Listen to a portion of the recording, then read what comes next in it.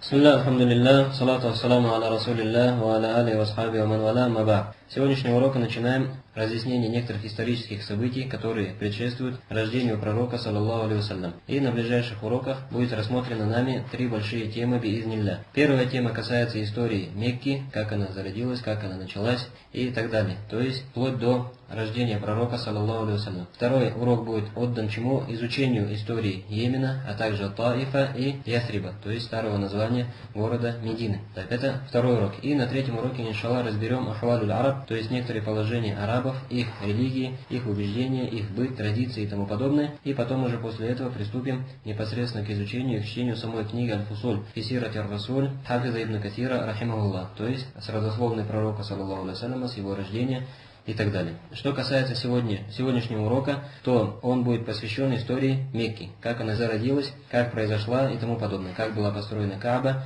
и вплоть до рождения пророка, саллаллаху алейхи вассалям. Так, и вот эти вот местности, то есть Мекка, а также Йемен, Медина, старое название какое, Ясриб, также Таиф и тому подобное. Почему изучается? Почему? Потому что эти местности являются непосредственными центрами, в которых проходила жизнь пророка, саллаллаху алейхи вассалям. Что же касается Йемена, то история Йемена также имеет непосредственное влияние на историю Мекки и Медины и других городов, в которых пророк, саллаллаху алейхи вассалям, жил, либо же имел к ним отношение. Поэтому это тоже нужно будет все это затронуть биизнилля. Так, что касается истории Мекки, то будем зачитывать некоторые моменты из хадисов и тому подобное, и давать, в общем, общий рассказ, общее видение, и вам будет необходимо что записать основные моменты, для того, чтобы у вас в тетради сложился как бы скелет сегодняшнего рассказа. Так, что касается Мекки, то в начале Мекка была такой местностью, в которой не было никого из жителей. И местность была пустынной, то есть там ничего не росло, ничего не жило. И, как известно, город Мекка на сегодняшний день находится на Аравийском полуострове,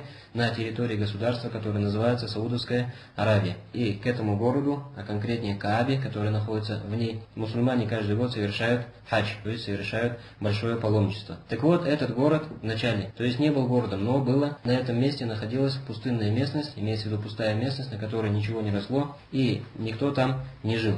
И впервые к этой местности пришел пророк Ибрагим, алейхиссалям, с Хаджар, умма валади, которая была умма валади, то есть матерью его ребенка, а конкретнее Исмаиля. Что касается Ибрагима, алейхиссалям, то, как известно, жил он в Шаме, и была у него жена Сара. Хаджар была кем? Матерью его ребенка, которого звали Исмаиль. То есть у Ибрагима был ребенок, которого звали Исмаиль. И Ибрагим, алейхиссалям, с Хаджар и с Исмаилем, когда он еще был грудным ребенком, маленьким ребенком, совершил путешествие в эту сторону, то есть в сторону Мекки. И дошел до той местности, где на сегодняшний день находится Мекка. И об этом рассказывает Ибн Аббас. То есть этот хадис в большом виде, то есть большой хадис, который приходит со слов Ибн Аббаса у имама Аль-Бухари и является достоверным. В нем довольно большая часть истории Мекки приводится. И необходимо здесь отметить, что касается самой Сары, то есть жены пророка Ибрагима, алейхиссалям, то она осталась в Шаме. А Ибрагим, алейхиссалям, на время поехал вот в эту сторону, в сторону будущей Мекки. Так вот, рассказывает Ибн Аббас, будем зачитывать некоторые части хадиса, которые приводятся у имама Аль-Бухари, не будем читать его полностью, но для того, чтобы у нас сложился скелет этой истории. Говорит Ибн Аббас, радийаллаху анхума, «Джаа биха Ибрагим, ва би ибниха Исмаиль, ва хия турди'уху, хатта вадa'ахума индаль бейт». Говорит, пришел Ибрагим, алейхиссалям, с ней, то есть с Хаджар, и с сыном их, которого звали Исмаиль, и он был грудным ребенком. То есть Хаджар на то время кормила его грудью. И, говорит, Ибрагим, алейхиссалям, когда пришел к этому месту, оставил их около дома. Около дома имеется в виду в этом хадисе на том месте, где в будущем будет дом. То есть, на самом деле, там еще не было ни дома и ничего подобного. Но оставил он их на этом месте, то есть прямо в пустынной местности. Говорит, «Валейса би Макка йаумаизин ахад». И в Мекке в то время не было никого из жителей. «Валейса би хама». И в ней, то есть в этом городе, не было даже воды. То есть ничего не росло из еды и не было воды. Говорит, и он оставил их там, то есть Хаджар и своего сына Исмаиля, и из еды и из питья оставил им джираб мин тамр, то есть небольшой, что называется, небольшую котомку, так можно так перевести, небольшую корзину с финиками, и оставил им также сика, то есть небольшой сосуд с водой. Говорит, затем Ибрагим, алейхиссалям, повернулся от Хаджар и от Исмаиля и пошел обратно в сторону Шама. То есть оставил их на этом месте и пошел обратно в сторону Шама. И тогда Умму Исмаиль пошла за ним. Калят и сказала: «Я Ибрагим, айна тадхаб, о Ибрагим, куда же ты уходишь?»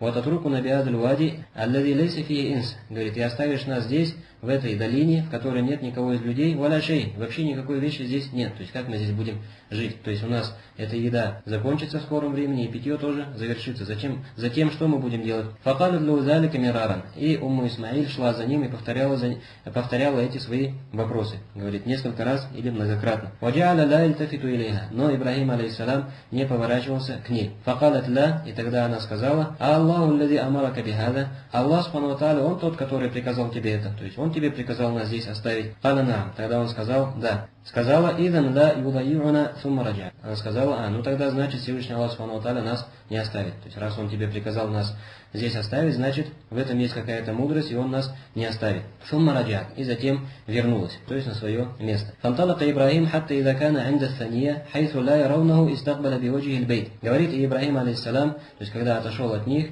на такое расстояние, в котором они уже его не видели, повернулся в сторону дома, то есть имеется в виду опять-таки в сторону того места, где в будущем будет Кааба, будет дом Всевышнего Аллаха субхану ва тааля. «Сумма даа бихауляй аль-калимат ва рафа ядей». И затем поднял свои руки и сделал дуа Всевышнему Аллаху субхану ва тааля, сказав: «Рабби, инни асканту мин зуррияти бивадин гайри зи зара». О мой Господь, я оставил свое потомство в этой долине, в которой не растет зара, то есть не растет ничего из зерна, «Инда бейтикаль мухаррам», у этого твоего запретного дома. И так далее по аятам, которые приходят в суре Ибрахим. «Ваджа'алят Умму Исмаиль турду Исмаиль». Говорит, и Умму Исмаиль, то есть Хаджар, принялась кормить Исмаиля, алейхиссалям, то есть будущего пророка. «Ваташрабу мин заликаль ма хатта ида нафида ма фи стика». И сама пила эту воду, то есть кормила его грудью, а сама пила эту воду, которую им оставил Ибрахим, алейхиссалям. «Хатта ида нафида ма фи стика атышат». Говорит, и когда закончилась эта вода, то есть в этом бурдюке или в этом сосуде, атышат, она начала испытывать жажду. «Ватыша ибнуха». И начал испытывать жажду, соответственно, также ее сын.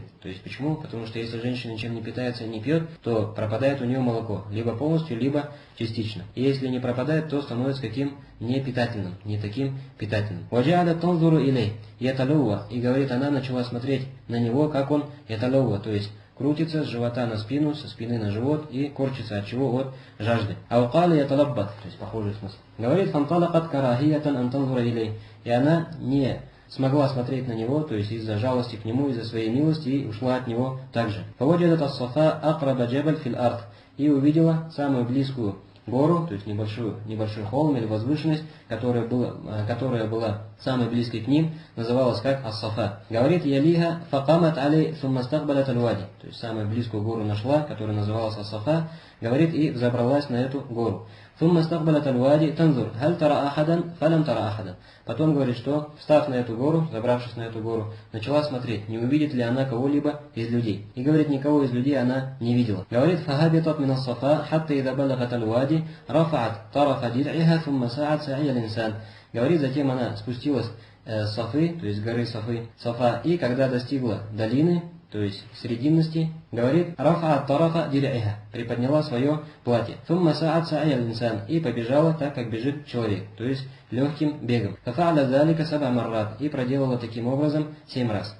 То есть гора Сафа, слезла с нее, побежала на другую гору, которая была напротив, как Марва. Потом то же самое сделала Марва, потом обратно. Говорит, «Кали ибн Аббас, кали набию, саллаллаху алейhi. Тогда Ибн Аббас сказал о том, что пророк, саллаллаху алейhi, сказал, «Фадалика са'юн нас бейнахума». Это и есть причина того, почему сегодня люди совершают бег между Сафа и Марва, который называется ас-са'и, во время совершения хаджи или во время совершения умры. Говорит, «Фалямма ашрафат аля марва сами'ат саутан». И когда, говорит, она поднялась на Марва, она услышала голос. «Факалят» и сказала «сах». «Сах», то есть призыв к чему? К молчанию. То есть имеется в виду, сказала самой себе, то есть помолчи, послушай, что это за голос. Говорит, «Туриду навса», то есть имеется в виду, сказала это самой себе. «Тумма тасаммаат», затем начала прислушиваться. «Фасамиат айдан факалят», и опять услышала этот голос и сказала, «Кад асмата инкана индака живат». Ты заставил себя слышать, если у тебя есть что-то из помощи. То есть имеется в виду, я тебя услышала. Если у тебя есть что-то, чем ты можешь нам помочь, то называется «добро пожаловать». Так мы готовы тебя встретить. «Фаидахия биль малак инда мауди замзам». И она увидела, что ангел у места, в котором в будущем будет что? Замзам, то есть колодец Замзам. «Фабахафа би'акибихи аукали биджанахихи хатта захар аль-ма». И этот ангел начал подкапывать землю своей стопой. Или сказала своим крылом. Отсюда ты что берешь? То, что у ангелов есть стопы и есть крылья и тому подобное. Говорит, хатта захар аль-ма, и копал эту землю, пока из-под земли не появилась вода. Фаджа'алят тухаввидуху ва такулу биядиха хакада, ваджа'алят тагрифу мин аль-ма фи сикаиха. И она начала что сделать? Вот этот вот источник воды, для того, чтобы он не утекал, начала обставлять его землей или песком. И начала набирать из той воды, которая набирается, что называется, вот этот небольшой водоемчик, начала набирать себе сика, то есть свой этот сосуд или свой бурдюк. Почему? Потому что не знала, что эта вода потом будет стоять вечно, годами и веками. И думала, боялась, что эта вода, возможно, уйдет после того, как появилась. Поэтому решила воспользоваться моментом и набрать эту воду, пока она есть. Говорит, «Вагу яфур ба'дама тагриф». И каждый раз, когда она набирала, вода появлялась все больше и больше, то есть била подобно фонтану. «Кали ибн Аббас, кали набию, саллаллаху алейhi, сказал ибн Аббас, рассказывая эту историю, дойдя до этого места, сказал пророк, саллаллаху алейhi, «Ярхамуллах умма Исмаиль, да помилует Аллах умму Исмаиль», то есть Хаджар, «Лау таракат замзама, ау каля лам тагриф мин аль-ма, лаканат замзаму айнан му'ина». Если бы она оставила замзам и не черпала из него рукой и не обложила его землей, то замзам был бы ничем иным, как источником, то есть источником, подобным реке, который течет. То есть не был бы колодцем, каким он является сегодня. Говорит, «Фашарибат ва ардаат валадаха, факала лаха аль-малак». Говорит, и она выпила этой воды, напоила своего ребенка и сказал ей ангел, «Ла тахафу бай'a», не бойтесь пропажи, то есть вы здесь не пропадете. Говорит, «Фаинна хауна байт Аллах, ябни хазаль гулям ва абуху». Говорит, потому что здесь, в будущем, будет дом Аллаха, имеется в виду Кааба, который будет построен вот этим вот мальчиком и его отцом. То есть его построит кто? Исмаиль, алейхиссалам, когда подрастет с его отцом, то есть с Ибрагимом, алейхиссалам. «Ваинна Аллах ла юди'у ахля». То есть и знаете то, что Всевышний Аллах не даст пропасть тем, которые живут около этого дома. Они ученые выводят из этого хадиса или вот из этого слова ангела, который приходит в этом хадисе, то, что в этом достоинство жителей Мекки, и то, что Всевышний Аллах Субхану ва Тааля не даст им пропасть. То есть проявляет Всевышний Аллах Субхану ва Тааля о них постоянную особую заботу. Говорит, «Вакан аль-бейту муртафи'ан мин аль-ард каррабия, та'тихи суюд». Говорит, и место, в котором в будущем будет построена Кааба, было, говорит, местом каким? Возвышенным. Так что, то есть каррабия, как холм, как будто бы холм. Говорит, спускались к этому холму сель, то есть если пройдут дожди, то спускалось к этому холму сели спускались. Фатахуду ан ямини ва шималихи, и обходили этот холм справа и слева. Факанат казалика хатта маррат бихим руфкату мин джурхум. Говорит, и Умму Исмаиль так и находилась в этом месте, так, кто-то может сказать, питалась одной водой. Говорим, да, то есть замзам является чем? Напитком, так, или такой водой, которая насыщает. То есть не просто утоляет жажду, но также насыщает человека подобно еде. Поэтому пришло вот Абу Зар, радийаллаху анху, то, что когда он пришел в Мекку и находился в ней около месяца или более того, питался только водой замзам и даже прибавил в весе. Говорит, и она находилась в этом месте со своим ребенком Исмаилем, пока не произошло такое, то что мимо этой местности проходила, что часть племени Джурхум. Так, сегодня вот здесь необходимо приостановиться и сделать предупреждение. То есть сегодня будут некоторые имена упомянуты, нужно будет их запомнить. То есть около, может быть, 10, чуть меньше, чуть больше имен. То есть они являются основополагающими, из которых у тебя выстроится затем скелет. То есть если ты их запомнишь, то вся история у тебя будет постоянно в голове. Вот это вот первое имя, которое необходимо запомнить. То есть что касается Ибрагима, алейхиссалам, Исмаиля, алейхиссалам, Сара, Хаджар, ангел, замзам и тому подобное, то это запомнить несложно. То есть это известно нам и так. Но вот это, возможно, кому-то из слушающих, что является неизвестным. То, что в то время как мать Исмаиля, то есть Хаджар, находилась в этом своем месте, мимо нее проходило племя или часть племени Джурхум. Здесь можете написать, что вот это вот имя или название этого племени Джурхум. Это племя йеменское. То есть в основе возвращается к Кахтану. То есть племя, которое пришло в сторону Мекки из Йемена. Называлось как Джурхум. Говорит, ау ахлю бейтин мин Джурхум. Либо само племя, либо некоторые семейства из племени Джурхум. Говорит, фаназалю фи асфали Мекка фараау тайран. И они спустились на привал, то есть внизу Мекки, в нижней части Мекки, и увидели тайран аифан. То есть то, что птица кружит над Меккой. Говорит, лиядура аль-ма. Или сказали, факалю инна хаза тайр лиядуру аль-ма. Сказали, эта птица не зря здесь парит. То есть непременно здесь где-то есть вода. Ла ахду набиадуль вади ва ма фихима. Говорят, странно, недавно мы проходили в этом месте и не было здесь никакой воды. То есть откуда здесь вода, а птицы здесь не будут так просто летать, если бы здесь ничего не было. Фарсалю джариян ау джариейни. И они послали одного или двух своих людей, как бы, что называется, гонцов или посланцев, для того, чтобы они изучили эту местность. Фаидахум бильма, и вдруг, говорит, они обнаружили воду, фараджу фаахбарухум бильма, каля ва умму Исмаиль андальма. Говорит, эти два гонца вернулись обратно к этому племени, то есть к оставшимся людям, и сообщили то, что там есть вода. Тогда вот эта вот часть племени Джурхум пошла к этой воде и увидели то, что около этой воды находится вот эта женщина, то есть Умму Исмаиль. Факалу атаазанина лана ан нанзиля индаки, и сказали, разрешишь ли ты нам, чтобы мы тоже поселились здесь и жили недалеко от тебя. Факалат наам, она сказала, да, то есть разрешила им. Почему? Потому что, как приходит в хадисе, Умму Исмаиль любила людей и любила общение, то есть ей тяжело было жить одной. Говорит, валякин ла хакка лакум фильма, но с условием то, что у вас нет права на воду. То есть водой распоряжаюсь я, даю кому сколько, кому захочу, кому не захочу не даю, сколько захочу даю и тому подобное. Калю нам, и тогда они согласились. Также обладатели знаний указывают здесь, то есть отмечают относительно этого кусочка этого хадиса, то, что в этом указании на благие нравы этого племени Джурхум. То есть, несмотря на то, что их было много, и они были мужчинами, так, и могли что? Могли расправиться с этой женщиной и угнать ее от воды, то есть отдалить ее от воды и забрать у нее этот колодец. И не было нужды им какой-либо, если бы они были несправедливыми, просить у него разрешения и тому подобное. Но, несмотря на это, они подошли к этому делу со всем адабом, что называется так, культурно, по-вежливому подошли, попросили разрешения и принялись жить в этой местности. Затем, то есть история эта продолжается, как мы сказали, не будем зачитывать ее полностью, так как этот хадис является очень длинным. Так, затем, то есть Умму Исмаиль со своим сыном Исмаилем и с этими людьми из Джурхума, то есть продолжили жить в этой местности. И затем Исмаиль вырос среди этого народа, как известно, Кахтан был одним из родоначальников арабов, поэтому это племя Джурхум разговаривало на чистом арабском языке. И Исмаиль, алейхиссалям, вырос среди них и набрался у них познаний этого арабского языка и был воспитан среди них. И более того, когда он вырос среди них, оказался самым мужественным из них и наилучшим из них. Говорит, «Фалямма адрака зауджуху имраатун минхум». И когда он достиг совершеннолетия, достиг необходимого возраста, они женили его на одной из своих дочерей. Или женщин. Затем история продолжается до того, что Умму Исмаиль скончалась. Хаджар, то есть, и после этого пришел к нему, то есть к Исмаилю, Ибрахим алейхиссалям. То есть Ибрахим алейхиссалям вновь, то есть во второй раз, пришел в эту местность уже откуда? Из Шама также. И приходил, то есть когда он первый раз пришел,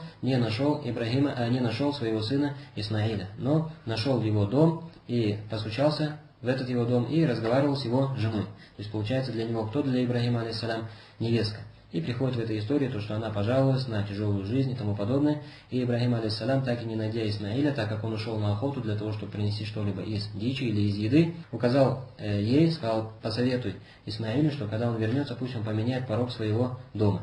И Исмаиль алейхиссалям понял из этого то, что необходимо развести эту жену. Почему? Потому что жалуются и не благодарит Всевышнего Аллаха Субхану ва Тааля за ту жизнь, которая у них есть. Затем Ибрахим алейхиссалям ушел. Затем пришел Ибрахим алейхиссалям через определенное время еще раз. То есть когда Исмаиль действительно свою вот эту жену развел и женился на другой женщине. И здесь уже что? Опять-таки не нашел Исмаиля алейхиссалям и задал вопрос опять его жене, как они живут, как их быт и тому подобное. И та уже в свою очередь начала восхвалять Всевышнего Аллаха Субхану ва Тааля и указала то, что у них все вдоволь, и они живут в достатке.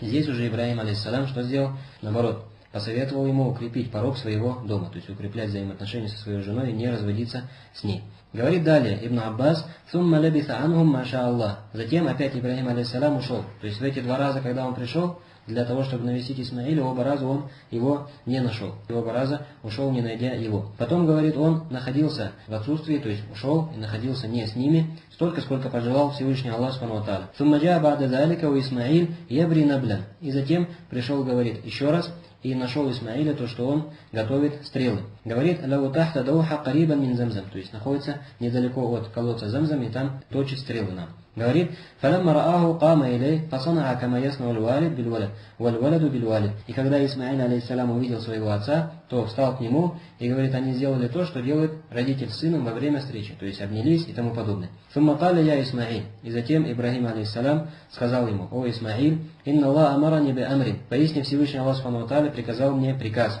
«Фасна ма амарака раббук».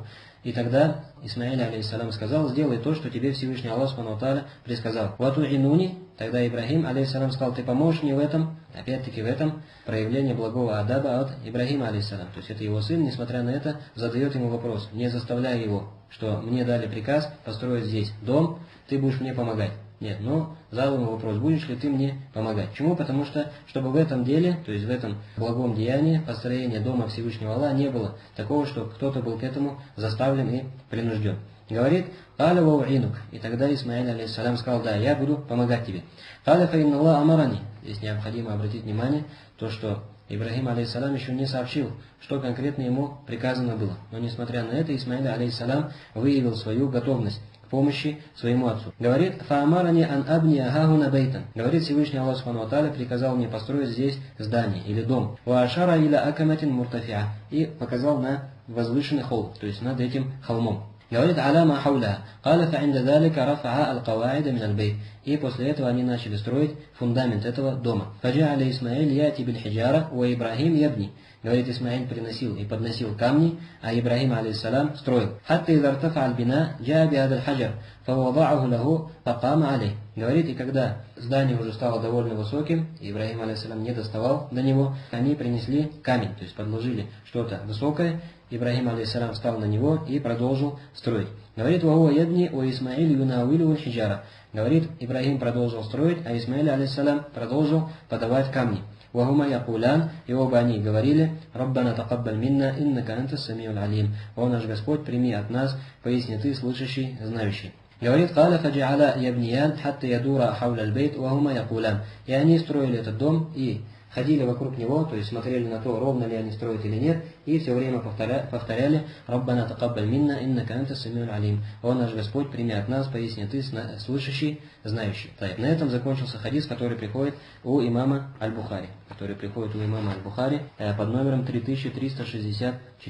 3364. То есть вот в этом блоке, который мы сейчас зачитали, мы с вами узнали то, что представляла из себя Мекка в древние времена, и то, как была построена Кааба.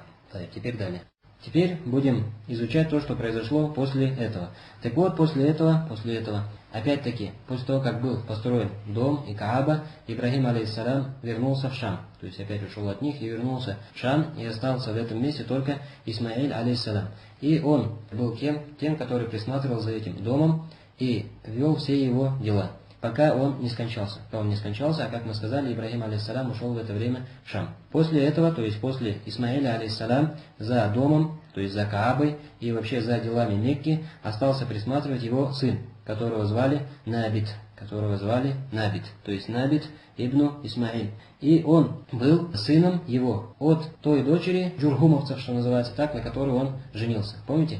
То есть женился на одной из женщин из племени Джурхум, у него от нее родился сын, которого он назвал Набит. Так вот, после смерти Исмаиля именно он взял на себя управление всеми делами, которые касались Мекки и которые касались дома. И вслед за этим человеком, то есть за Набитом, вот это племя Джурхум подавило всех остальных сыновей Исмаиля, и начало управлять Меккой. И управляло этим городом большое количество лет. Так что дети Исмаиля и вообще потомки Исмаиля, внуки, правнуки и так далее, не претендовали ни на что относительно Мекки. Так, значит, что мы отсюда поняли? То, что после ухода Ибрахима, алейхиссалам, в Шам и после постройки дома, Каабы, остался управлять этими делами, домом и Меккой, Исмаиль, алейхиссалам, сам, пока он не скончался. После него управление перешло к его сыну Набиту, который был от той женщины, на которой он женился, из племени Джурхум.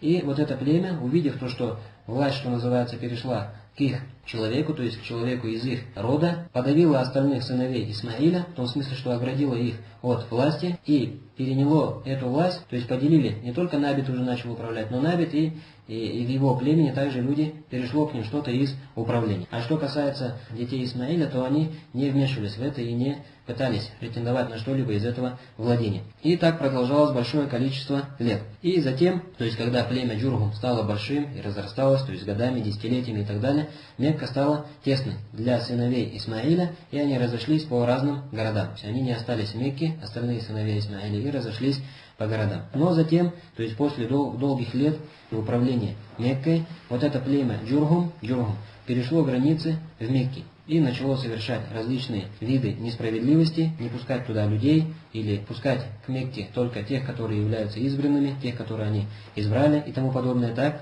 и поедали все то, что приносили Каабе в качестве жертвы, в качестве подарков, в качестве каких-то драгоценностей, и из-за их вот этого зульма, то есть несправедливости, их неправильного управления, рафка амрухум, то есть их дело стало каким? Стало, или их власть стала слабой. То есть почему? Потому что сама Мекка была известна тем, что любой, кто находился около Мекки и совершал около нее зульм, так или иначе, со временем, рано или поздно, Мекка изгоняла этих людей или от себя, то есть освобождала себя от таких людей, и к ним на смену приходили другие люди. Тут то же самое произошло вот с этими людьми из племени Джурхум. И здесь можете подписать то, что в это время в Мекке было племя, которое называлось Бану Бакр ибн Абдумана ибн Кинана. Можете запомнить его как Бану Бакр, которое возвращалось к племени Кинана.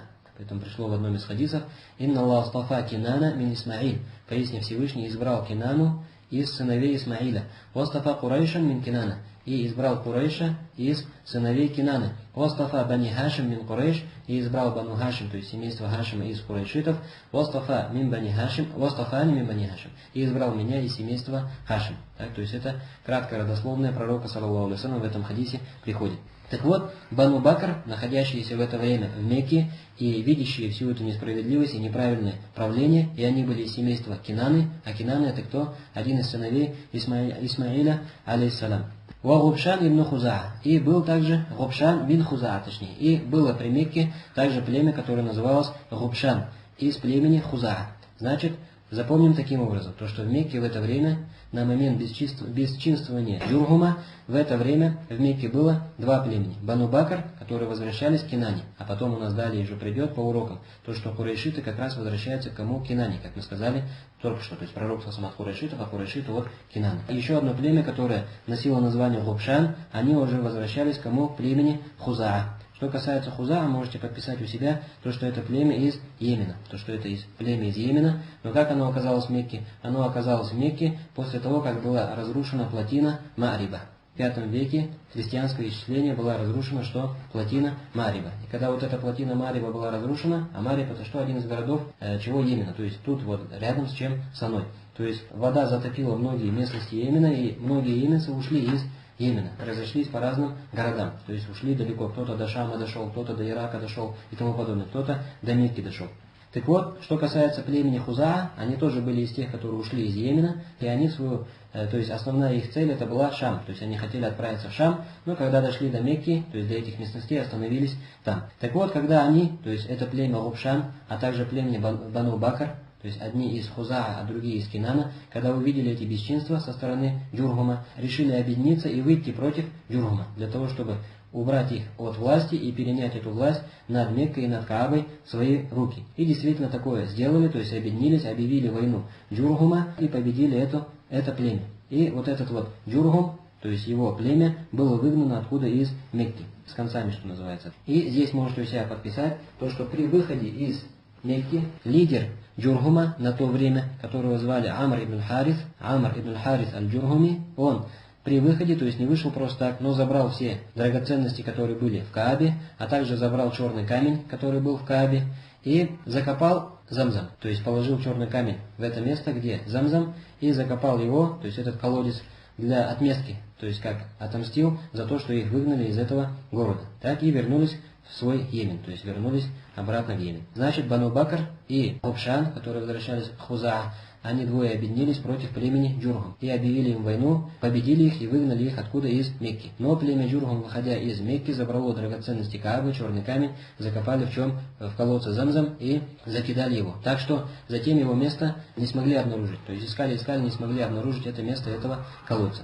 Так вот, можете у себя подписать то, что вот это племя Губшан взяло на себя затем управление Меккой, Каабой, кроме племени Бану Бакр. То есть племя Бану Бакр осталось без владения. Они вместе объединились, победили Джургума, но владение затем у племени Бану Бакр в свои руки забрало племя Губшан.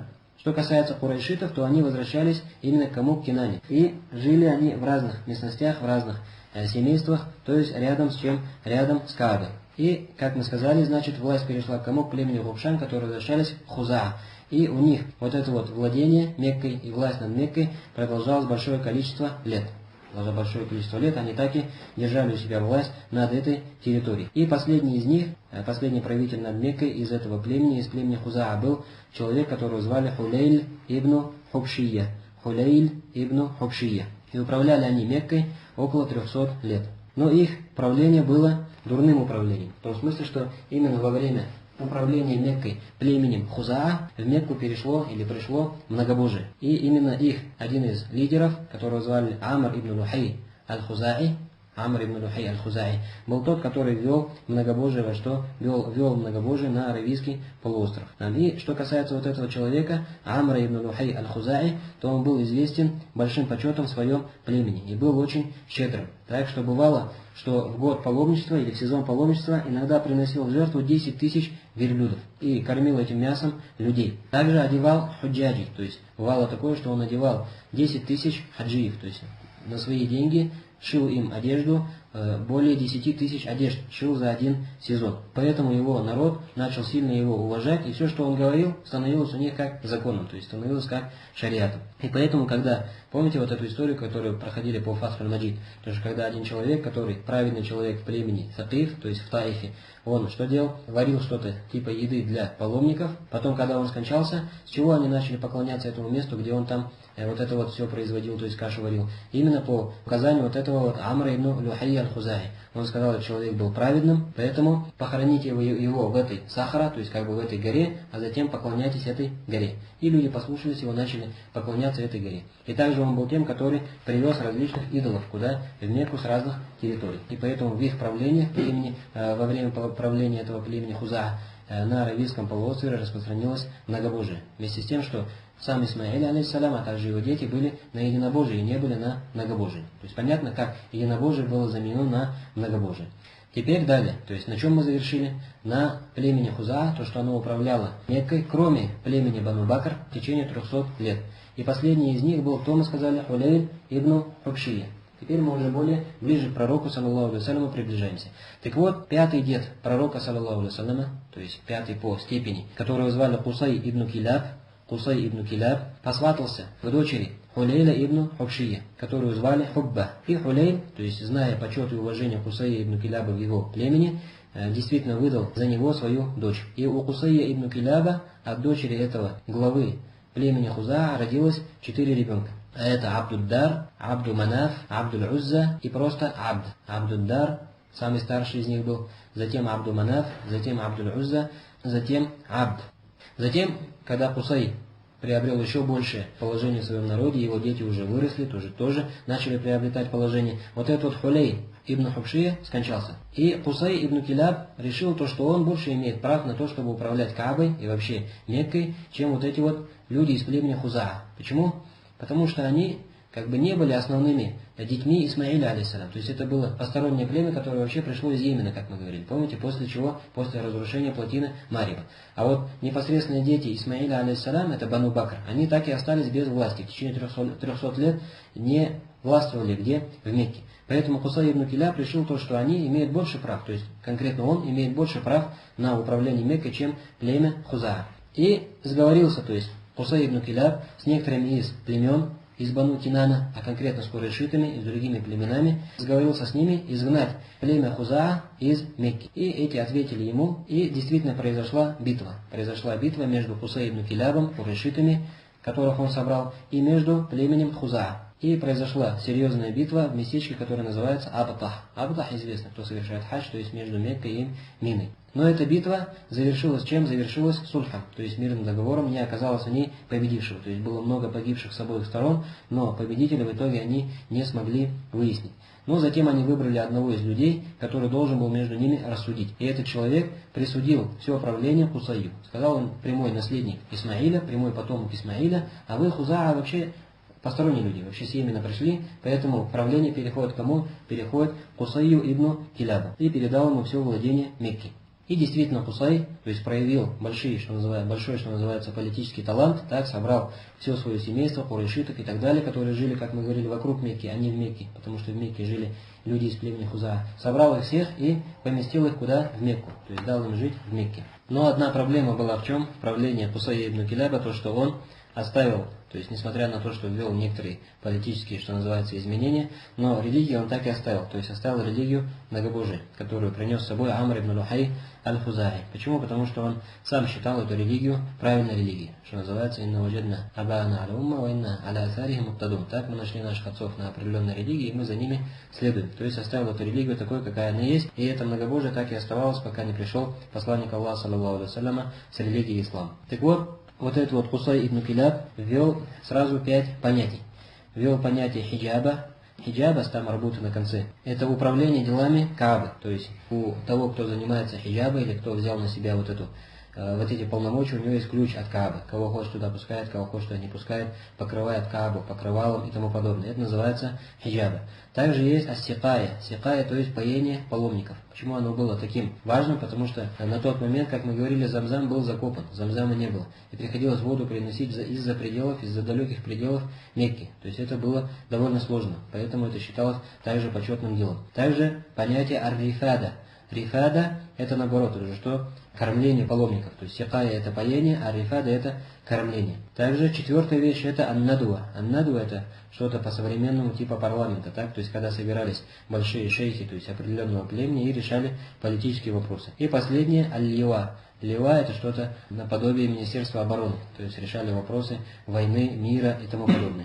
Аннадуа. Так вот, все это принадлежало Кусаю ибн Килябу, то есть относительно Мекки. Почему? Потому что он все это задумал и все это ввел в действие. Так, и разделил Мекку на различные части, на различные участки, и курайшитов, как мы сказали, с окраин Мекки ввел в Мекку и раздал им эти земли. Так что курайшиты теперь стали жить вокруг Мекки. То есть, когда управляли Меккой кто? Племя Хузаа, как мы говорили, сыновья Исмаиля были где? За пределами Мекки, разъехались по разным городам. А вот здесь, во время Кусая ибн Киляба, они все вернулись, и он дал им земли в Мекке. То есть Хузаа, наоборот, вытеснил, а этих поместил туда. Далее Кусай ибн Киляб состарился. То есть, когда он состарился, мы сказали, сколько у него сыновей было. У него было 3 сыновей. Самый старший Абдуддар, затем Абдул-Манаф, потом Абдуль-Узза и просто Абд. Так вот, Абдуддар, несмотря на то, что был самый старший, но был самый слабый из них. То есть, самый слабый по влиянию и самый слабый по чему? По возможностям и способностям.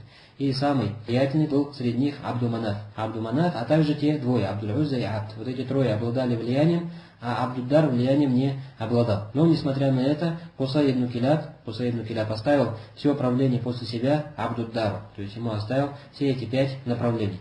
Как хиджаба, так и сикая, рифада, надуа и аль-лива. И считается, то есть историки считают это за его ошибку. То есть то, что он совершил ошибку, отдав власть и владение полноправно одному сыну, который хоть и был старшим, но не был самым влиятельным и не был способным. То есть как бы подвел остальных детей на то, чтобы они опять-таки занялись чем? Перехватом власти у него. И затем на арену политическую вышли дети Абду-Манафа. То есть, как мы сказали, был кто? Абдуддар, Абду-Манаф, Абдуль-Узза и Абд. Так вот, дети Абду-Манафа вышли на политическую арену. А это его дети кто? Абду-Шамс, также Хашим, также Аль-Мутталиб и Науфаль. Еще раз, Абду-Шамс, Хашим, Аль-Мутталиб и Науфаль. Пророк, саллаллаху алейхи ва саллям, к кому из них относился? Хашиму. Это еще у нас дальше придет. Так вот, все они собрались, дети Абду-Манафа, и решили что сделать? Решили забрать власть у детей Абдуддара. То есть Абдуддар перенял эту власть от кого? От своего отца Кусая ибн Киляба. И несмотря на то, что он был самый слабый из них, он так и продолжал управлять. Пока не пришли поколение детей этих людей. То есть дети кого? Абдуддара, дети Абду-Манафа, Абду-Шамса и Абда. Так вот, эти дети Абду-Манафа собрались все 4, Абду-Шамс, Хашим, Аль-Мутталиб и Науфаль.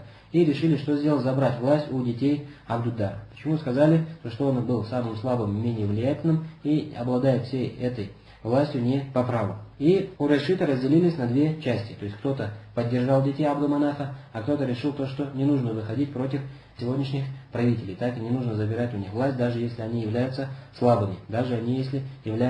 И этим самым произошло разделение и разногласие среди курайшитов. на две части. Те, которые встали вместе с детьми Абду-Манафа, и те, которые встали вместе с детьми Абдуд-Дара. И все они объединились вот в эти вот две группы, одни с одними, другие с другими, и заключили каждый с собой клятву или договора.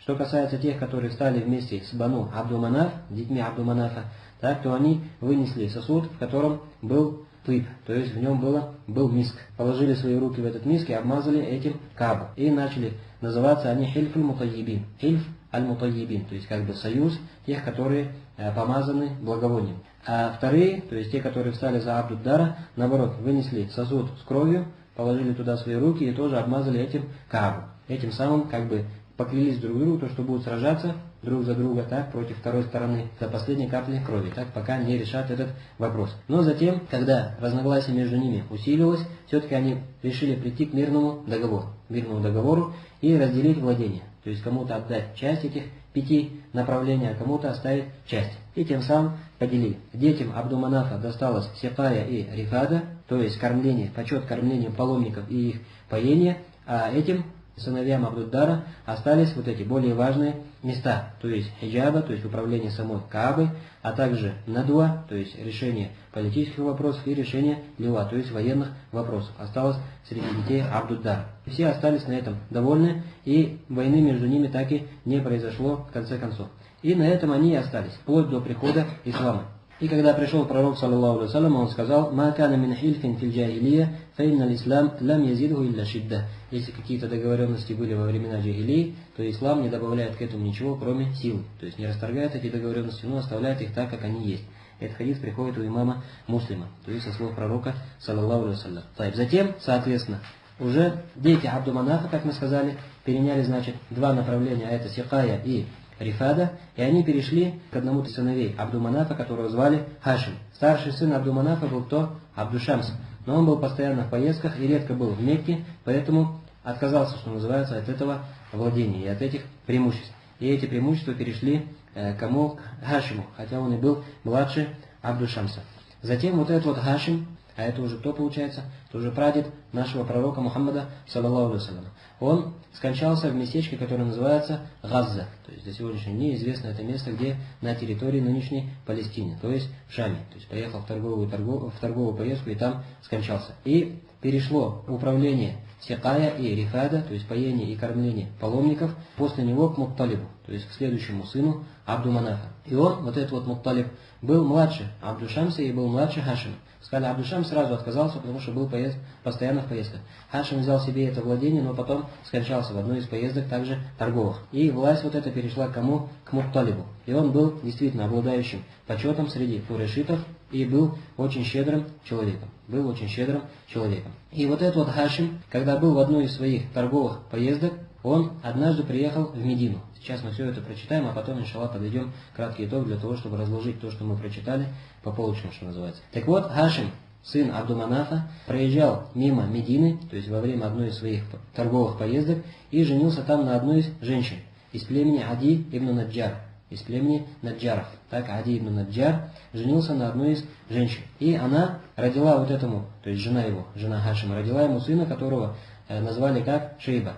И вот этот вот Хашим, то есть оставил этого своего ребенка там, в Медине, то есть не забрал с собой. Когда говорим Медина, имеется в виду Ятриб, то есть старое название было каким? Ятриб. Медина была названа этот город только позже. Так вот, он оставил этого своего ребенка там, то есть в Медине, среди его, что называется, ахват, то есть среди его дяди этого ребенка, дяди со стороны матери. И потом, когда Хашим скончался, и как мы сказали, правление перешло уже к Мутталибу, Мутталиб решил отправиться в Медину этого ребенка забрать, чтобы перевести его к его родственникам со стороны отца. И действительно к ним приехал и забрал у них этого ребенка. Забрал его с собой, и пока по дороге ехали, солнце пекло, и этот мальчик, что сделался? Загорел на солнце. И когда Аль-Мутталиб заехал с ним в Мекку, они подумали, что Мутталиб купил там где-то по дороге себе раба. И сказали: о, Мутталиб приехал, с кем? С Абдуль-Мутталиб, со своим рабом, который он с собой привез в торговой поездке. И тогда Мутталиб сказал: ой, хакум, горе вам, инна магу ибн ахи Хашим, это сын моего брата Хашима. Так, я привез его из Медины, то есть он не является моим рабом. И затем история шла так, что сам Аль-Мутталиб также скончался, то есть поехал на землю Йемена, и в одной из местностей, которая называется Радман, если известно нам, так или нет, Радман. Там скончался кто? Аль-Мутталиб. И дело, власть, вот это вот сикая и рифада, поение паломников и их кормление перешло к этому вот кому Абдуль-Мутталибу, которого звали, как мы сказали в основе своей, Шейба звали. И перешла к нему власть и владение над этими, в этих направлениях в Мекке. И увеличился почет Абдуль-Мутталиба тем, что именно он был тем, кто откопал заново колодец Замзам. То есть, как мы сказали, мекканцы мучились тем, что приносили воду из далеких пределов в Мекке. И это была целая для них проблема. И Абдуль-Мутталибу во сне приснилось место вот этого колодца. И он пошел и раскопал этот колодец заново. И это способствовало еще более увеличению его влияния в глазах людей. На этом что? Закончилась у нас история Мекки. История Мекки на этом закончилась. И на следующий урок будем, иншаллах, разбирать историю Йемена, Таифа, а также Ясриба, то есть Медины. Это уже покороче, также потребуется для этого один урок. Что касается сегодняшнего урока, то давайте подведем относительно него краткий итог. Значит, что касается того, что такое Мекка и что из себя представляет, мы сказали то, что это была свободная местность, где никто не жил и ничего не росло. Затем пришел к этой местности Ибрахим алейхиссалям с Хаджир и со своим сыном Исмаилем, оставил их в этой местности и отправился обратно в Шам. Затем Исмаиль со своей матерью, оставшись в этом месте, пришел ангел, который раскопал им колодец. Потом проходил мимо этого места племя из Йемена, которое называли как Джургум. Они остались в этом месте жить, пока Исмаиль среди них не вырос, так вырос среди них и женился на одной из их женщин. Затем он ее развел, женился на другой. Затем Исмаиль, алейхиссалям, с его отцом Ибрахимом построили Каабу, Ибрахим обратно вернулся в Шам, а Исмаиль, алейхиссалям, управлял Каабой, пока не скончался. Потом управление перешло к одному из его сыновей, которого звали Набит, то есть от той женщины из племени Джургум, на которой он впервые женился. И, соответственно, что джургумовцы вот эти вот, воспользовавшись тем, что власть у одного из их родственников, прогнали остальных сыновей Исмаиля, или точнее не прогнали, а что сделали? Как бы отодвинули от власти и взяли власть себе. Затем, когда они увеличились, то есть их количество увеличилось в Мекке, сыновья Исмаиля были вынуждены, что из Мекки вообще уйти. Уже потом следующее поколение, вот эти вот Кинана и тому подобное, Курайшиты, они уже жили не в самой Мекке, а где либо на окраинах Мекки, либо вообще далеко за Меккой. Потом что у нас произошло, мы сказали? Потом Джургум управлял этой территорией довольно большое количество времени. Но когда они начали бесчинствовать в Мекке, Всевышний Аллах Субхану ва Тааля предопределил то, что два племени, а это племя Бану Бакр, а также племя Губшан из Хузаа, так, которые возвращались к йеменцам Хузаа, они решили объединиться против Джургума. Объединились и прогнали племя Джургум из Мекки и взяли власть себе. Точнее, взяли власть себе кто? Хузаа. А Бану Бакр так и остался без власти. И таким образом Хузаа управляла Меккой в течение 300 лет. И в их время, как мы сказали, оказалось многобожие, где на территории Мекки, посредством их одного из лидеров, которого звали Амар ибн Нухай аль-Хузаи. Потом пришел Хусай ибн Киляб, то есть один из людей, который был из племени Курайшитов, из племени Кинана, Хусай ибн Киляб. Он посватался к последнему из представителей Хузаа, которого звали Хулейб ибн Хабшия, то есть к его дочери. Женился на его дочери, затем этот человек, Хулейб, скончался и остался править кто? Хусай. И Хусай решил взять всю власть себе. И, соответственно, Хузаа, что удалить от власти. И действительно так и произошло. То есть они вышли против племени Хузаа, но изгнать их не смогли, что завершили дело сульхом, то есть примирением в этой битве. И затем выбрали одного из людей, который рассудит между ними, и он рассудил так, что отдал все владение кому? Кусаю ибн Килябу. И Кусай ибн Киляб, как мы сказали, ввел определенные политические нововведения в Мекку, ввел вот эти вот 5 направлений: поение паломников, а также их кормление, а также управление Каабой, а также политические вопросы и военные вопросы. И затем у Кусай ибн Киляба родилось 4 сыновей. А это Абдуддар, Абдуманаф, Абдуль-Узза и просто Абд. Самый старший из них был Абдуддар, но самый слабый из них, а остальные были известными и влиятельными. Но несмотря на это, Кусай в старости, то есть уже перед смертью, оставил все владение, все эти 5 направлений своему сыну Абдуддару. Потом уже, когда пришли дети этих поколений, дети Абдуманафа, так они решили объединиться и выйти против детей Абдуддара, чтобы забрать у них эту власть. И курайшиты, как мы сказали, разделились на 2 большие части. Кто-то встал за Абдуманаф, детей Абдуманафа, а кто-то встал за детей Абдуддара. Затем они присягнули каждый друг другу на верность и решили выйти друг против друга войной. Но война случилась или нет? Войны не произошло, но они мирно разделили владение. То есть отдали поение и кормление, то есть почет поения и кормления семейству, детям Абдуманафа, а остальное оставили так и у Абдуддара. И у Абдуманафа, мы сказали, родилось сколько детей? Также 4. А это Абдушамс, Хашим, Аль-Мутталиб и Нуфаль. Абдушамс был самый старший, но он это владение от Абду-Манафа не перенял. Почему? Сказали, потому что был постоянно в поездках. И перенял все вот эти два направления себе Хашим. Потом Хашим, как мы сказали, женился на одной из женщин в Медине, так и у них родился сын, будущий Абдуль-Мутталиб, что называется, так, которого они назвали Шейба. И потом Хашим также скончался в одной из своих торговых поездок в местности Газза, которая находится сегодня на территории Палестины. И владение перенял кто? Следующий сын, а это уже Аль-Мутталиб, еще более младший, нежели Абдушамс, нежели Хашим, перенял себе это владение. И затем Мутталиб отправился в Медину и забрал этого Шейбу от них. И когда он заезжал, люди подумали, что это его раб, и прозвали его Абдуль-Мутталиб. И это имя так и закрепилось за ним. И после этого вот эта власть перешла к кому? К этому Абдуль-Мутталибу. То есть после того, как сам Мутталиб скончался, власть перешла к кому? Абдуль-Мутталибу. Мутталиб, сказали, где скончался? Также в Йемене, в местечке, которое называется Раднан. И вот этот вот Абдуль-Мутталиб, его влияние повысилось тем, что именно он был тем, кто заново откопал колодец Замзам. На этом завершили историю Мекки, и на следующий урок, иншаллах, перейдем на историю Йемена, Яфриба и Таифа. Субханак Аллахумма бихамдик, ашхаду ан ла иляха илля анта, астагфируллаха ва атубу илейх.